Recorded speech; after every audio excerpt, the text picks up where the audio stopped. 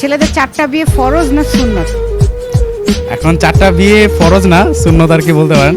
যে কারো যদি সামর্থ্য থাকে অবশ্যই হচ্ছে 4টা বিয়ে করতে পারে। সুন্নত তো তাহলে 4টা হলো না, কারণ নবীজি তো 11টা বিয়ে করছিল, তাহলে তো 11টা বিয়ে সুন্নত। ওইখানে হচ্ছে যে আল্লাহর নির্দেশ ছিল, সো আল্লাহ বলছে যেহেতু ওইখানে হচ্ছে নবীজি করা লাগতো, বাট উনি যেই নিয়মটা করে দিয়ে গেছে ওইটা তো আমাদের সবাইকে ওইভাবে হচ্ছে পালন করতে হবে। আমি 4টার বেশি করব ওটা তো আল্লাহ হচ্ছে মানবে না। এখন আমার যদি ক্ষমতা থাকে, আমার যদি সামর্থ্য থাকে, অবশ্যই 4টা করা যাবে, আর যদি না থাকে তাহলে একটা করা যাবে না।